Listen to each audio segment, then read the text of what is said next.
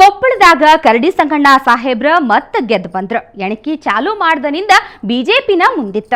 ಮತ ಎಣಿಕೆ ಮುಗಿ ಮಠ ಬಿಜೆಪಿ ಹಿಂದ ಬಿದ್ದ ಇಲ್ಲ.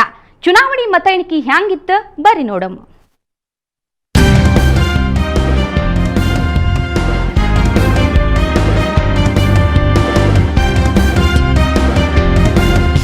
ಕೊಪ್ಪಳದಾಗ ಕಮಲ ಅರಳೈತಿ.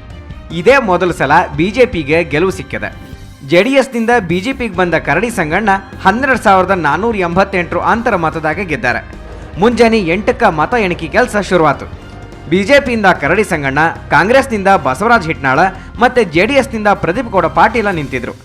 ಇವರು ಕೂಡ ಇನ್ನ 11 ಮಂದಿ ಕೂಡ ಇದ್ರು ನೋಡ್ರಿ. ಇವ್ರ ಹಣಿ ಬರಹ ಏನಾಗ್ತದ ಅನ್ನೋದಕ್ಕೆ ಕೊಪ್ಪಳ ಮಂದಿ ಕಾಯಕ್ ಹತ್ತಿದ್ರು. ಮತ ಎಣಿಕೆ ಶುರುವಾದಾಗಿನಿಂದ 15 ಸುತ್ತಿ ಮುಗಿಯೋ ಮಠ ಬಿಜೆಪಿನ ಮುಂದಿತ್ತು. ಮೊದಲ ಸುತ್ತನಾಗಷ್ಟೇ ಜೆಡಿಎಸ್ 2ನೇ ಸ್ಥಾನದಾಗಿತ್ತು. 2ನೇ ಸುತ್ತನಾಗ ಕಾಂಗ್ರೆಸ್ 2ನೇ ಸ್ಥಾನಕ್ಕೆ ಬಂತು. ಮುಗಿಯೋ ಮಠ ಬಿಜೆಪಿ ಹಿಂದಕ್ಕೆ ಬೀಳಲೇ ಇಲ್ಲ. ಕೊನೆ ಸುತ್ತನಾಗ ಮತ ಎಣಿಕೆ ಮುಗಿದಾಗ ಬಿಜೆಪಿ 60,405 ಮತ ಪಡೆದ್ರೆ 2ನೇ ಸ್ಥಾನದಾಗಿದ್ದ ಕಾಂಗ್ರೆಸ್ನ ಬಸವರಾಜ ಹಿಟ್ನಾಳ 47,917 ಮತ ಪಡೆದ್ರು.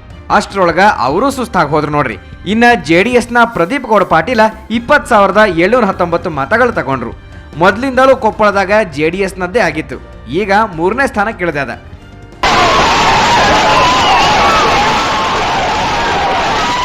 ಸಂಗನ್ ಕರಡಿಗ 12,488 ಮತಗಳ ಗೆಲುವು ಸಿಕ್ಕ್ಯದ.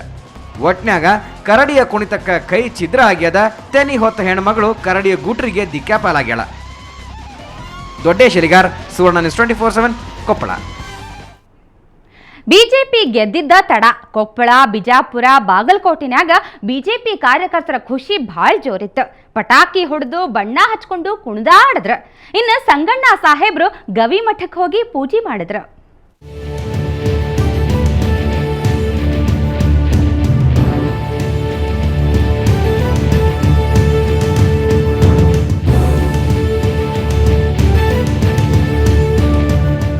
ಕೊಪ್ಪಳದ ಸಂಗಣ್ಣ ಸಾಹೇಬ್ರು ಗೆದ್ದಾರ. ಅವ್ರು ಗೆದ್ದಿರದ ತಡ ನೋಡ್ರಿ.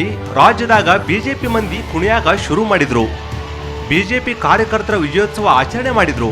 ಕೊಪ್ಪಳದಾಗ ವಿಜಯೋತ್ಸವ ಭಾಳ ಜೋರಿತ್ತು. ಕರಡಿ ಸಂಗಣ್ಣ ಅವ್ರನ್ನ ಎತ್ಕೊಂಡು ಅಭಿಮಾನಿಗಳು ಕುಣಿದ್ರು. ಇನ್ನು ಮತ ಎಣಿಕೆ ಮುಗಿದಿರ್ಲಿಲ್ಲ, ಆಗ್ಲೇ ಪಟಾಕಿ ಹೊಡೆದ್ರು. ಮತ ಎಣಿಕೆ ಮುಗಿದ ಮೇಲೆ ಅಂತೂ ಅವ್ರ ಖುಷಿ ಹೇಳಕ್ಕಾಗಂಗಿಲ್ಲ.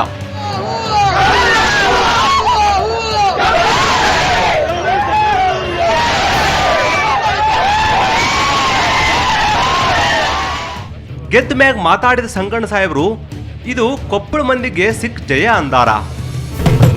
ನಮ್ಮ ಕ್ಷೇತ್ರದ ಮತದಾರರು ಅಭಿವೃದ್ಧಿಯತ್ತ ಒಂದು ಒಲವು ತೋರಿಸಿದಾರೆ ಅಂತೇಳಿ ಈ ಚುನಾವಣೆಯ ಒಂದು ಗೆಲುವಿನ ಹಿನ್ನೆಲೆಯಲ್ಲಿ ನನ್ನ ಒಂದು ಅವಲೋಕನ. ಮುಖ್ಯಮಂತ್ರಿಗಳು ಕೂಡ ಜನಪರ ಆಡಳಿತವನ್ನು ಕೊಡ್ತಾರಂತ ಕೂಡ ರಾಜ್ಯದಲ್ಲಿ ಈಗಾಗಲೇ ಬಿಂಬಿತ ಆಗಿದೆ. ವಿಶೇಷವಾಗಿ ಇದರಲ್ಲಿ ಹಿಂದಿನ ಮುಖ್ಯಮಂತ್ರಿಗಳಿಗೆ ಒಂದು ದೊಡ್ಡ ಕೊಡುಗೆ ಇದೆ ಅಂತೇಳಿ ನಾನು ಹೇಳಿಕೆ. ಆಮ್ಯಾಗ ಸಂಗಣ್ಣ ಸಾಹೇಬ್ರು ಗವಿ ಮಠಕ್ಕೆ ಹೋದ್ರು. ಕಾರ್ಯಕರ್ತರ ಜೊತೆಗೆ ಹೋಗಿ ಪೂಜೆ ಮಾಡಿದ್ರು.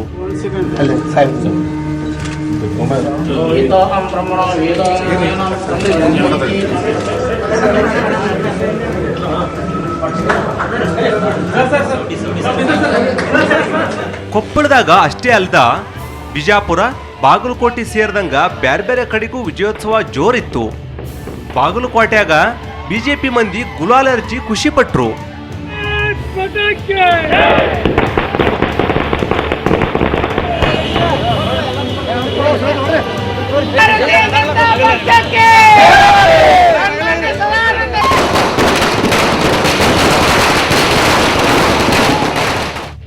ಕೊಪ್ಪಳದಾಗ ಕರಡಿ ಕುಣಿತ ಶುರು ಆದ ಕೂಡಲೇ ಬಿಜಾಪುರದಾಗ ಕಾರ್ಯಕರ್ತರ ಕುಣಿತಾನು ಶುರುವಾಯಿತು. ಸಂಗಣ್ಣ ಮತ್ತೆ MLA ಆದ್ರು ಅಂತ ಬಿಜಾಪುರದಾಗ ವಿಜಯೋತ್ಸವ ಆಚರಿಸಿದ್ರು. ಈ ಸಿದ್ದೇಶ್ವರ ಗುಡ್ಯಾಗ ವಿಶೇಷ ಪೂಜೆ ಮಾಡಿದ್ರು. ಒಬ್ಬರಿಗೊಬ್ಬರು ಪೇಡ ತಿನ್ನಿಸಿ ಪಟಾಕಿ ಸಿಡಿಸಿ ಸಂಭ್ರಮ ಪಟ್ರು.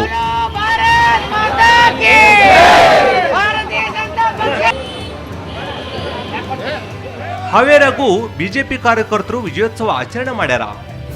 ಹೊಸಮನೆ ಸಿದ್ದಪ್ಪ ಸರ್ಕಲ್ನಾಗ ಪಟಾಕಿ ಸಿಡಿಸಿ ಸಂಭ್ರಮಾಚರಣೆ ಮಾಡ್ಯಾರ. ವಿಜಯೋತ್ಸವದಾಗ 100 ಬಿಜೆಪಿ ಕಾರ್ಯಕರ್ತರು ಭಾಗವಹಿಸಿ ಬಿಜೆಪಿ ಪರ ಜಯಘೋಷ ಕೂಗಿದ್ರು.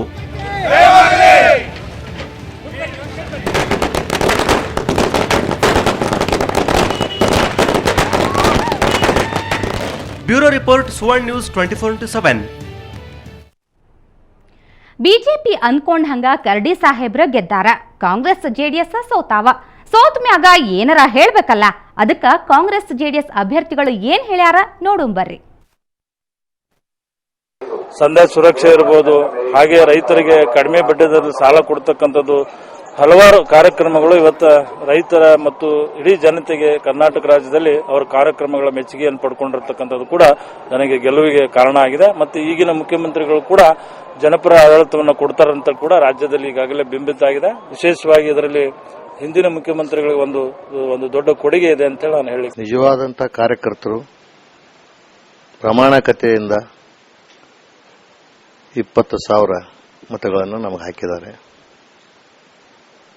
ಮತ್ತು ಬಿಜೆಪಿ ಗೆಲುವು ಆಡಳಿತ ಸರ್ಕಾರ ಮತ್ತು ಅವರ ಹಣದ ಪ್ರಭಾವ ಎರಡೂ ಇದರಿಂದ ಅವರಿಗೆ ಗೆಲುವು ಆಗಿದೆ. ಭಾರತೀಯ ಜನತಾ ಪಕ್ಷ ಕೊಪ್ಪಳದ ಉಪಚುನಾವಣೆಯಲ್ಲಿ ಗೆದ್ದಿದೆ ಅಂತ ಹೇಳಿ ಹುಮ್ಮಸ್ನಲ್ಲಿದ್ದಾರೆ. ಇದು ನೈತಿಕ ಆಧಾರದ ಮೇಲೆ ಗೆದ್ದಂತ ಚುನಾವಣೆ ಅಲ್ಲ. ಈ ಚುನಾವಣೆ ಜಾತಿ, ಹಣ ಮತ್ತು ಹೆಂಡ ಭ್ರಷ್ಟಾಚಾರ ವ್ಯವಸ್ಥೆಯನ್ನು ಮಾಡುವುದರ ಮೂಲಕ ಬಿಜೆಪಿ ತನ್ನ ಆಯ್ಕೆಯನ್ನು ಮಾಡಿಕೊಂಡಿದೆ. ಈ ಒಂದು ಚುನಾವಣೆ ನೈತಿಕ ಆಧಾರದ ಮೇಲೆ ನಡೆದಿಲ್ಲ. ಯಾಕಂದ್ರೆ ಇಡೀ ವ್ಯವಸ್ಥೆಯನ್ನ ಭ್ರಷ್ಟಾಚಾರವನ್ನು ಮಾಡಿದ ರೂಲಿಂಗ್ ಪಾರ್ಟಿ ಇದೆ. ಯೂಸ್ ದಿ ಗವರ್ಮೆಂಟ್ ಎಲ್ಲ ಮಾಡಿದ್ರಿಂದ ಗೆದ್ದಿದೆ. ಜನರಲ್ ಎಲೆಕ್ಷನ್ ಈ ಚಿತ್ರ ಬದಲಾವಣೆ ಆಗ್ತದೆ. ಅಕ್ರಮ ಗಣಿ ವರದಿ, ಯಡಿಯೂರಪ್ಪ ಸಾಹೇಬ್ರ ರಾಜೀನಾಮೆ, ರೆಡ್ಡಿಗೋಳ್ ಬಂಧನ, ಹಿಂಗ ಬಿಜೆಪಿಯೊಳಗ ಏನ್ ನಡೆದ್ರೂ ಪಕ್ಷಕ್ಕ ಏನು ಪೆಟ್ಟು ಬಿದ್ದಿಲ್ಲ. ವಿರೋಧ ಪಕ್ಷ ಕಾಂಗ್ರೆಸ್ ಜೆಡಿಎಸ್ಗೂ ಏನ್ ಲಾಭ ಆಗಿಲ್ಲ. ಆದ್ರೂ ಈ ಬಿಜೆಪಿನವ್ರದು ಒಂದಲ್ಲ ಒಂದು ಕಿರಿಕಿರಿ ಇದ್ದದ್ದ. ಕೊಪ್ಪಳದಾಗ ಗೆದ್ದಿದ್ದಕ್ಕ ಯಾರ್ ಕಾರಣ ಆಗ್ಯಾರಂತ ಜಗಳ ಶುರು ಆಗ್ಯದ. ಅದ್ರಾಗ ಒಬ್ಬೊಬ್ರದ್ದು ಒಂದೊಂದು ಮಾತು. ಬರ್ರಿ ಅದೇನ್ ಮಾತಾಡ್ಯಾರ ನೋಡುಮ.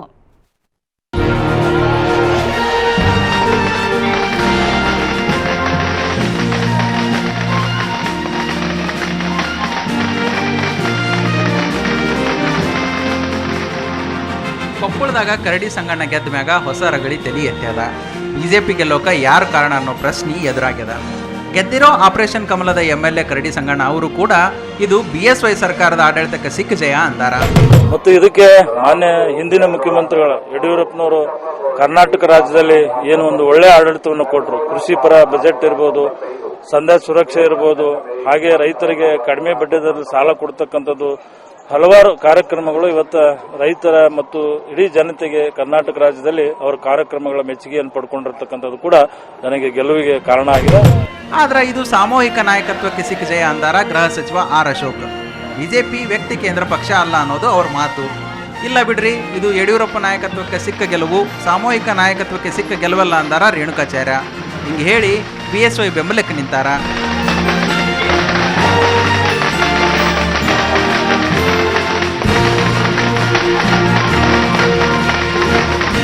ಖಂಡಿತ ಹೇಳ್ತೀನಿ, ಇದು ಸಾಮೂಹಿಕ ನಾಯಕತ್ವ ಅಲ್ಲ, ಯಡಿಯೂರಪ್ಪನವರ ನಾಯಕತ್ವ.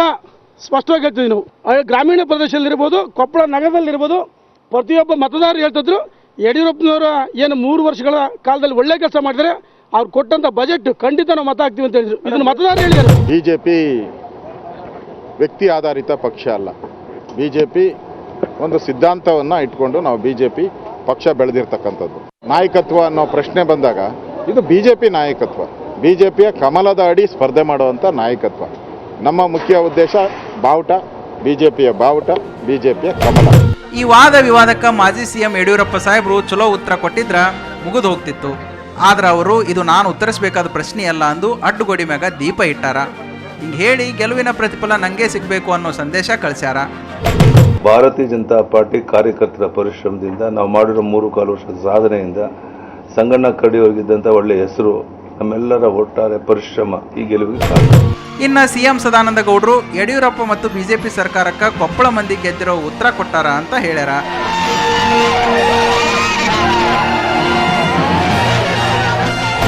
ಯಡಿಯೂರಪ್ಪರ 3.5 ವರ್ಷದಲ್ಲಿ ಅವರು ರಾಜ್ಯಕ್ಕೆ ಕೊಟ್ಟಂಥ 100 ಕೊಡುಗೆಗಳು, ಇವತ್ತು ಅದನ್ನು ನಾವು ಮುಂದುವರಿಸಿಕೊಂಡು ಹೋಗುವಂಥ ಪ್ರಯತ್ನಗಳು, ಇಡೀ ಸಂಘಟನೆಯ ಶಕ್ತಿ, ಇದೆಲ್ಲವೂ ಕೂಡ ಇವತ್ತು ಜನಗಳಿಗೆ ಚೆನ್ನಾಗಿ ಗೊತ್ತಾಗಿದೆ. ಇವತ್ತು ಕೊಪ್ಪಳದ ಎಲ್ಲ ಮತದಾರರಿಗೆ ರಾಜ್ಯದ ಮುಖ್ಯಮಂತ್ರಿಯಾಗಿ ಅಭಿನಂದನೆ ಸಲ್ಲಿಸ್ತೇನೆ.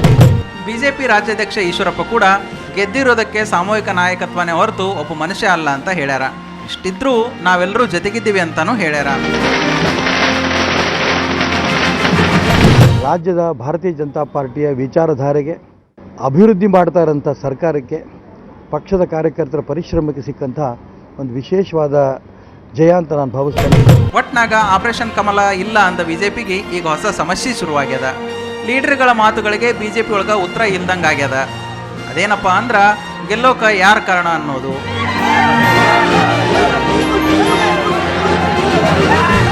ಬ್ಯೂರೋ ರಿಪೋರ್ಟ್, ಸುವರ್ಣ ನ್ಯೂಸ್ 24/7.